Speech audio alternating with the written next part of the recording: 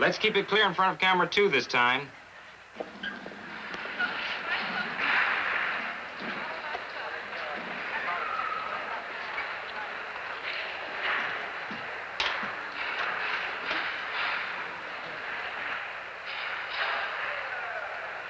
Well, this rehearsal ought to do it, don't you think? With any kind of luck at all. Are you on your starting marks, Don? I think so. It's nearly gone. All right, everybody. We'll take it from the beginning. This is a dress rehearsal. Don, take your opening a little slower. We want our television audience to know that we're in the Coliseum and what this exposition is all about. Sheet steel. Right, Bill. We'll take it straight through, film included. From the beginning. Music.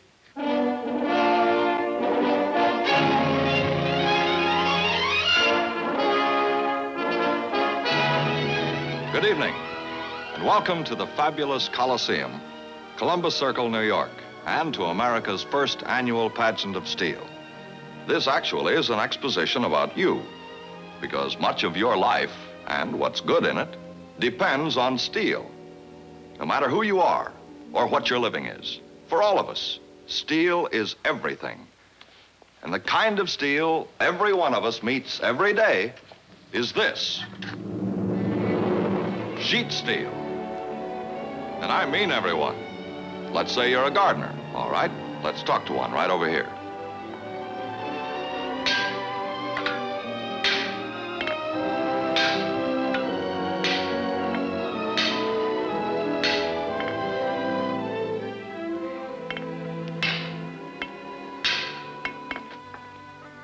I know a Puritan doesn't believe in chattering when there's work.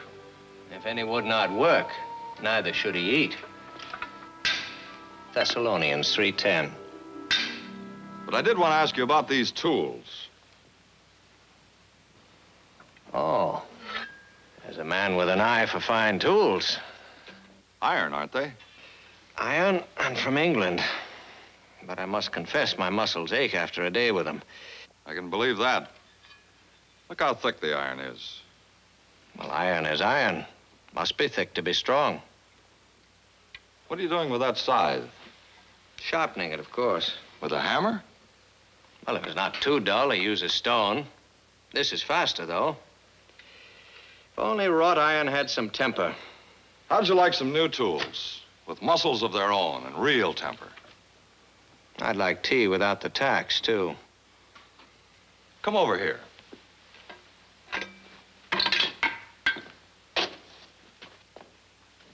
Watch this. I'll show you how to cut grass or hay easy as walking.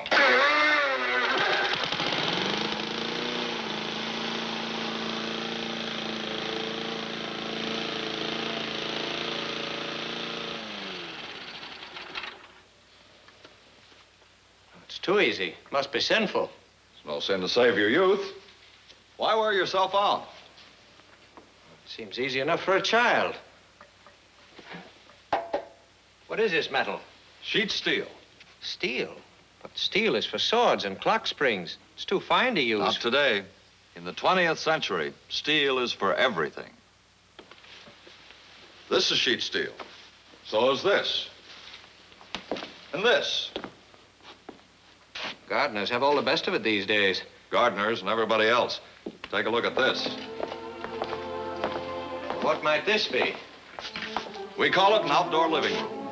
You don't live out of doors. As much as we can. We have furniture to make it comfortable and beautiful, and yet take the weather. This is sheet steel.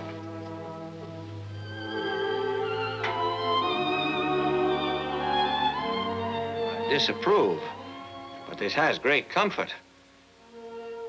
Must be a sin. Is this a fireplace? Well, not exactly a fireplace. We call it a grill. You can move it wherever you need it. The steel in this is thicker than the iron in my shovel. Of course, we can make steel any thickness we like, for any job. How'd you like to see some real husky uses for sheet steel?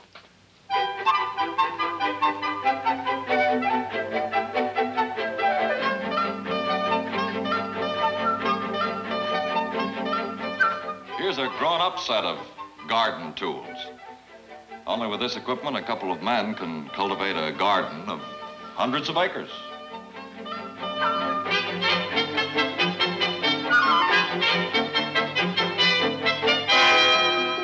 Our colony had these tools. Would have been putting the cart before the horse by 300 years. Before we could get sheet steel in the quantities we need, we had to invent the continuous mill, for instance. This is all gibberish to my ears. Of course, this is strictly 20th century.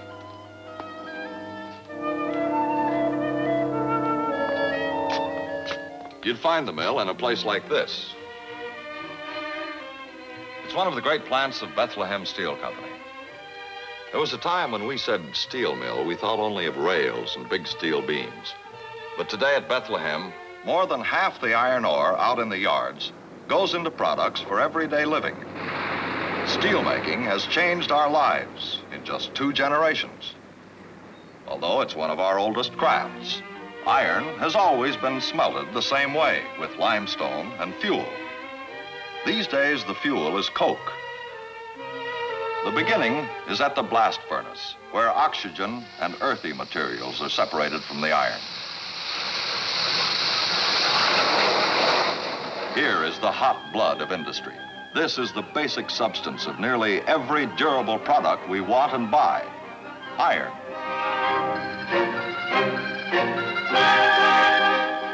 But the iron is only iron. It still carries elements that must be eliminated or brought into new balance in the open hearth furnace. Electronics measure and control this inferno automatically, and somehow a miracle happens.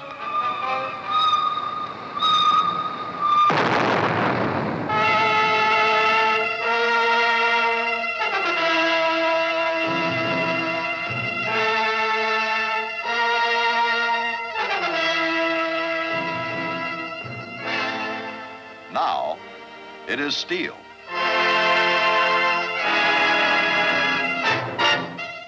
But this is merely the start. Steel making goes on, even in the ladle and the mold.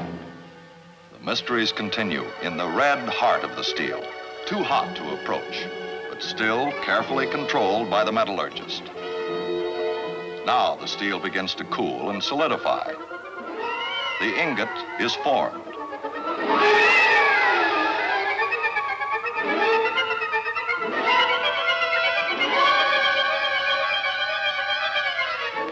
Then, in an inferno, the steel is heated again, not just to any temperature, but to a right degree of brilliant incandescence.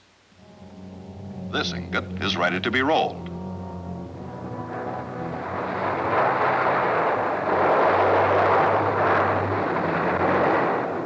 Here, with the force of giants, the ingot is lengthened into a slab.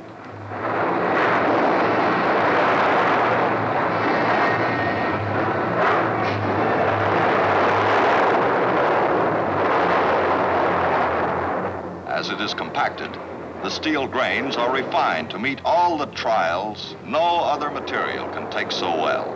The pounding, pulling, the wear that steel shrugs off every day. By now, the surfaces have been inspected and prepared, and each group of slabs has its own metallurgical pedigree.